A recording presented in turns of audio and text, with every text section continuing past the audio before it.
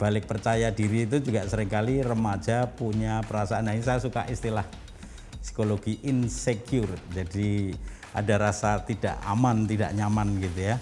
Kadang jadi lupa Romo bahwa sebetulnya yang perlu dipikirkan bukan apakah mereka bisa menerima saya, tetapi apakah saya sudah memberikan yang terbaik sehingga ya saya puas dengan apa yang saya berikan. Kalau teman-teman saya tidak bisa menerima, ya sudah berarti ya wes memang kami tidak cocok. Insecure yang akut itu seperti apa? Bisa terjadi seperti apa? Biasa. Sampai dia mengalami kesulitan untuk bersosialisasi. Oke. Lalu lebih banyak menutup diri, dan yang paling mengkhawatirkan dan harus segera mendapatkan pendampingan adalah ketika dia mulai menyakiti diri sendiri begitu, karena saking merasa insecure-nya, takut begitu, gelisah, lalu kemudian menangis tanpa sebab, lalu kemudian mengurung diri saja, tidak mau bertemu dengan teman-temannya, pokoknya di rumah saja, dan tidak mau untuk diajak, ayo ini keluarga-keluarga pada datang, yuk kita keluar ngumpul gitu, tidak mau gitu, seperti itu.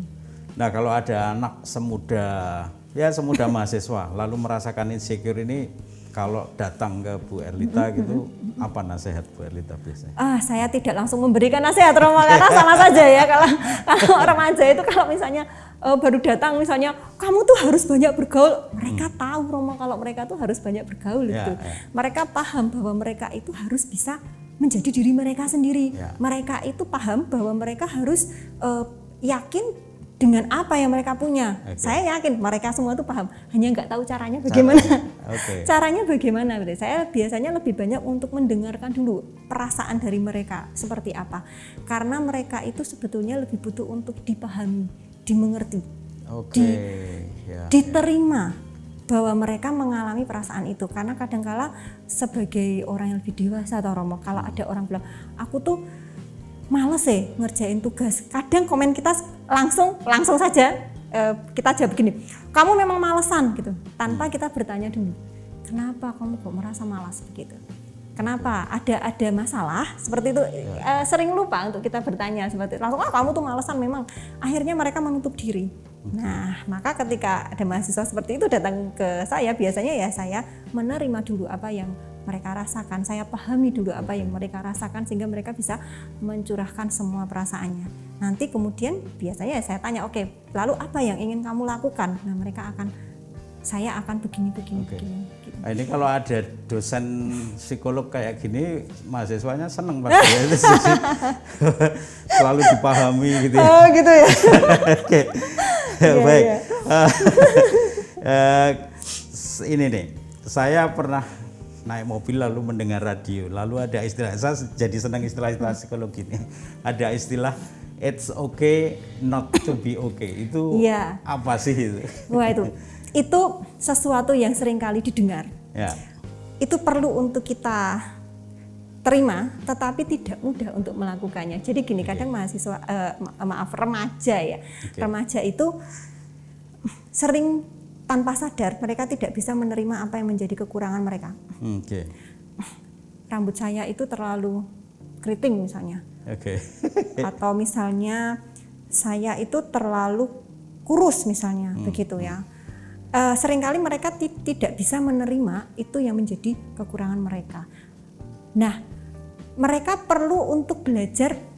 Nggak apa-apa, ada seperti itu. Ada hal-hal yang kita miliki, kekurangan-kekurangan yang kita miliki, nggak apa-apa gitu ya. Tetapi apa yang kita punya, potensi apa yang kita miliki. Termasuk begini Romo, ada remaja juga yang merasa bahwa kok saya nggak bisa seperti teman-teman saya ya Bu, begitu. Saya tanya, maksudnya nggak bisa seperti teman-teman seperti apa? Teman-teman saya tuh bisa bergaul dengan siapa saja. Saya cenderung pendiam. Saya mengatakan, it's okay, nggak apa-apa kalau kamu tuh memang tipikalnya pendiam. Tetapi kamu harus bangga dengan diri kamu, gitu, bahwa memang selain kamu pendiam, kamu punya talenta yang lainnya, potensi yang lainnya.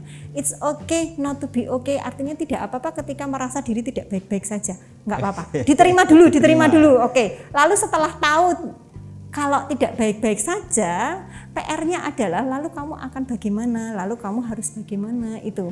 Jangan sampai it's okay not to be okay itu akhirnya menjadi alasan gitu bahwa aku kan nggak oke ya nggak apa-apa lah, it's okay lah aku kayak gini. Jangan sampai itu jadi alasan. Tidak apa-apa memang ketika dirimu merasa tidak bermasalah, tetapi kemudian lakukanlah sesuatu untuk bisa membantu supaya bangkit dari permasalahan itu.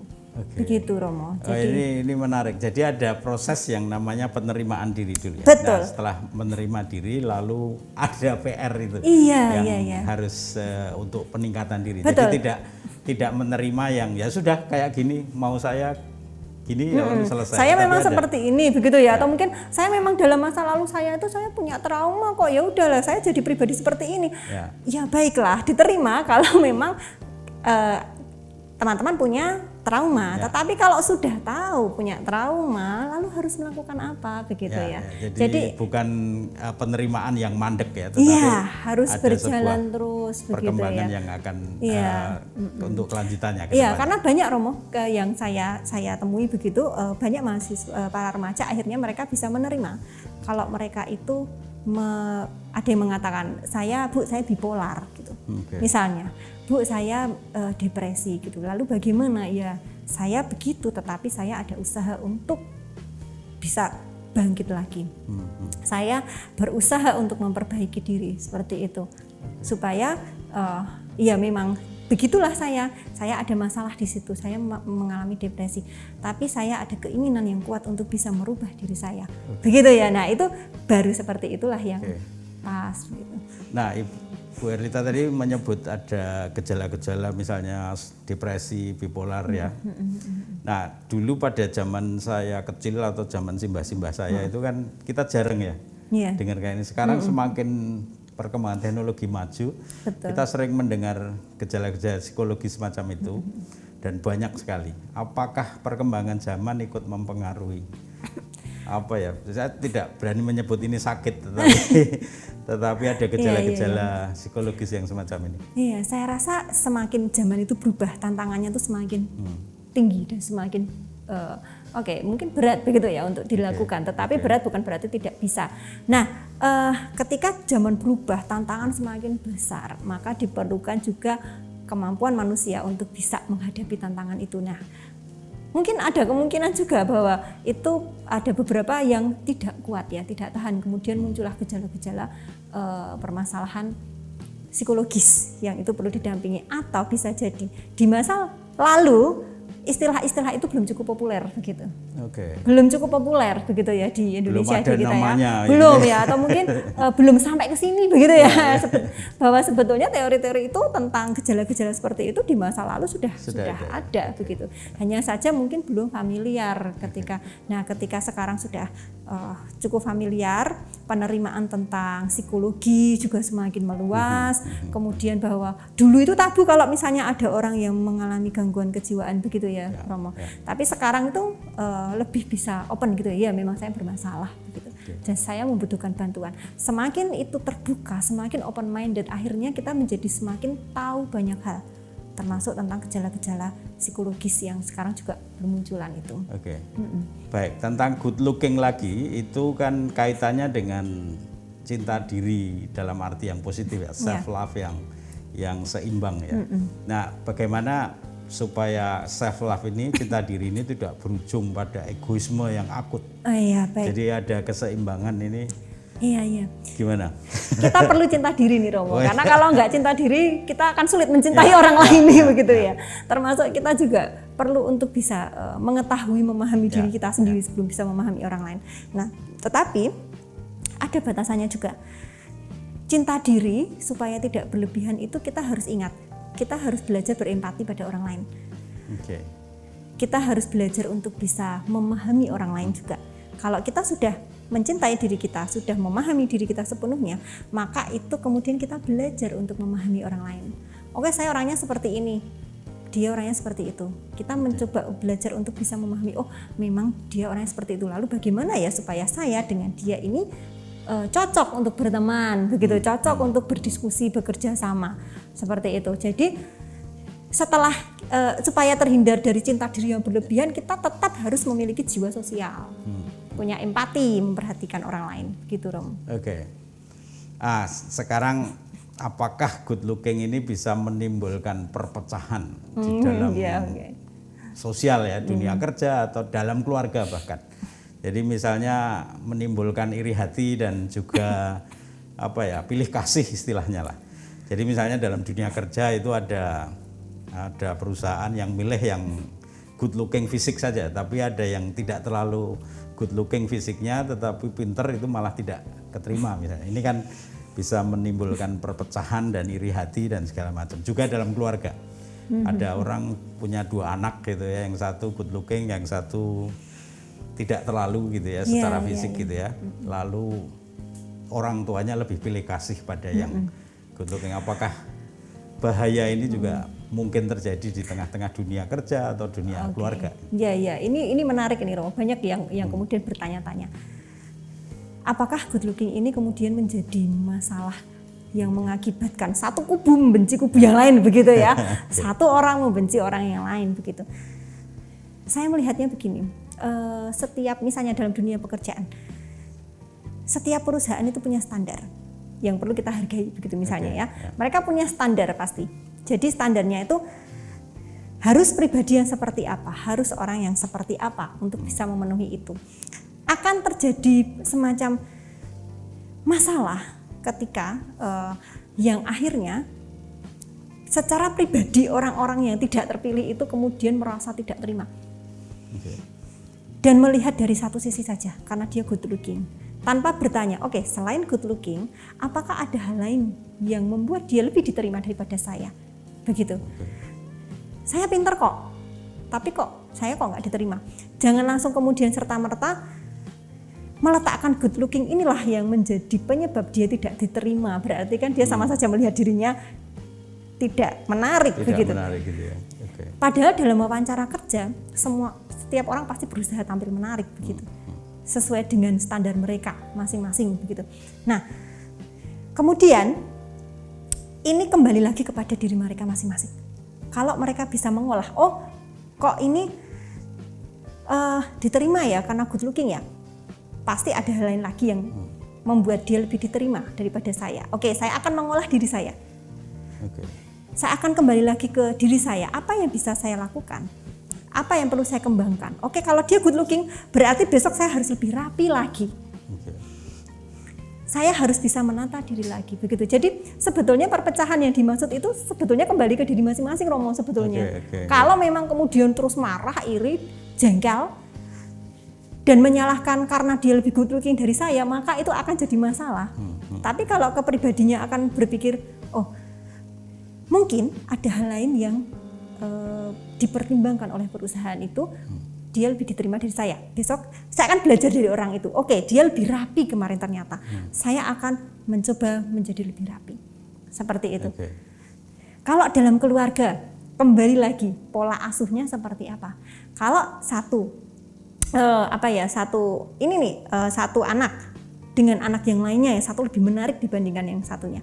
Selama orang tua, keluarga tidak membeda-bedakan dalam mengasuh, tetap menganggap mereka sama dan tidak mengagung-agungkan, termasuk hanya kata-kata simpel seperti memang dia lebih rapi sih daripada ini. Nah, itu walaupun tampaknya simpel, tapi ini cukup berat loh Romo untuk diterima oleh anak gitu ya. Artinya, dia kok lebih rapi dari anaknya? Anak saya rapi semua begitu. Sebetulnya rapi semua, mereka punya kemampuan mereka masing-masing kok begitu. Tergantung pola asuhnya, maka tidak akan ada permasalahan itu. Nah, kalau orang tua mengagung-agungkan salah satunya, dia yang ditonjol-tonjolkan, contohlah kakakmu ini, contohlah adikmu ini dan sebagainya, ya maka itu akan jadi masalah gitu. Jadi ya kembali lagi Romo, dalam dunia bekerja kembali lagi kepada bagaimana kita untuk menerima itu. Kalau di dalam keluarga kembali lagi bagaimana pola asuh di dalam keluarga. Baik, ini menarik sekali. Nah, sekarang pertanyaan tentang kita masuk era digital nih, era media sosial, di mana semua orang pengen selfie, semua orang pengen tampil, semua orang pengen jadi YouTuber dan segala macam dan harus tampil di depan publik di dunia medsos. Nah, ini sering menimbulkan ada dua kelompok manusia gitu ya, istilah saya. Yang pertama adalah orang yang minder habis karena merasa nggak good looking, lalu udahlah ini bukan wilayah saya, lalu dia nggak pernah mau tampil, enggak pernah mau kelihatan. Tapi di sisi lain ada orang yang kepedean gitu ya. Jadi wes apa saja pokoknya yang penting saya tampil gitu ya. Iya. Nah, bagaimana kita bisa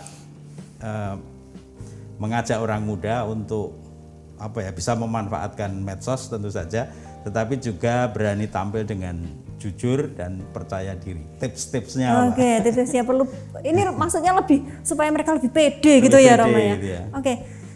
Yang pertama mengenali diri sendiri, Romo. Itu penting sekali untuk bisa memahami diri sendiri. Saya beri contoh begini. Ketika saya bertanya kepada remaja begitu, sebutkan 5 kelebihan kamu. Itu mikirnya bisa sampai 30 menit, Romo. Payah gitu ya. Dapat 3 aja sudah bagus begitu. Kemudian ketika saya mengatakan, tulis 5 kekurangan kamu.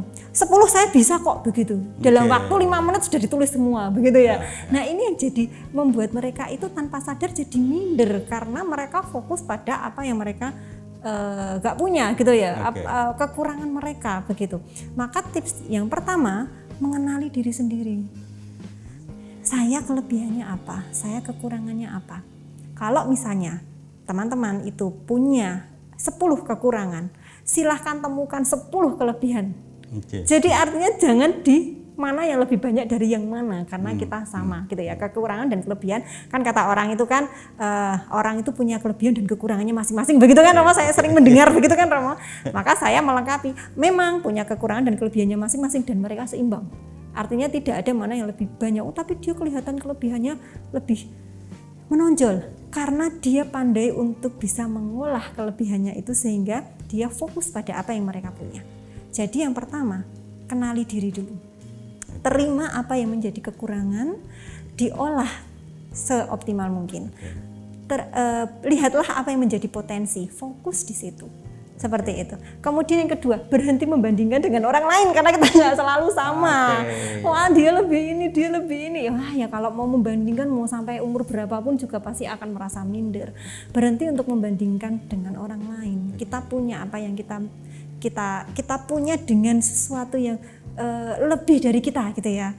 Kita punya potensi yang berharga dari diri kita, maksud saya begitu. Jadi berhenti untuk membandingkan. Dia mungkin lebih menarik, lebih cantik, lebih ganteng, lebih pandai bergaul. Tapi saya mungkin lebih bisa pandai dalam berfilsafat misalkan, berefleksi. Kemudian ternyata toh teman-teman kalau curhat juga ke saya, begitu ya. Jadi ada kelebihannya di situ. Jangan membandingkan karena pasti akan berbeda gitu ya. Berhenti membandingkan. Terus merefleksikan kalau misalnya ini yang sering kali dirasakan mahasiswa. Setiap kali mendapatkan peristiwa yang tidak menyenangkan, peristiwa yang membuat kecewa, marah, kecewa, jengkel itu boleh. Tetapi jangan biarkan itu berlarut-larut. Kemudian perkaranya bagaimana kita bisa bangun. Oke, ternyata dari situ saya melihat bahwa kesalahan saya ada di sebelah sini. Oke, besok saya akan bersiap. Kalau mendapatkan tugas serupa atau mendapatkan pengalaman yang serupa, saya tahu saya harus bagaimana begitu. Gitu Romo. Baik, menarik sekali. Ini saya sampai terharu mendengarkan penjelasan dan saya berefleksi sendiri tentang bagaimana saya menjalani hidup selama ini. Ini hebatnya kita ngobrol dengan psikolog gitu ya.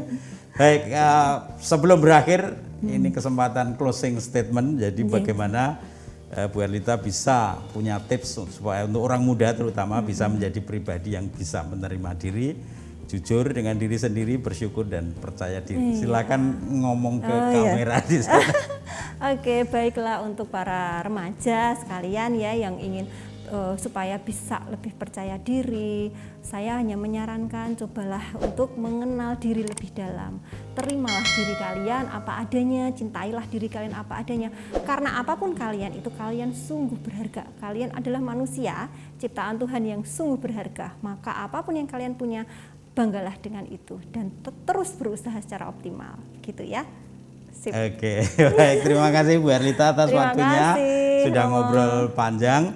Dan guys, itu tadi obrolan saya dengan Bu Erlita, dan saya kira kata-kata terakhir Bu Erlita bisa menyimpulkan seluruh pembicaraan ini. Jadilah diri sendiri, terimalah apa yang kita miliki dan menjadi percaya diri. Terima kasih atas perhatiannya dan kita berjumpa kembali dalam episode-episode selanjutnya.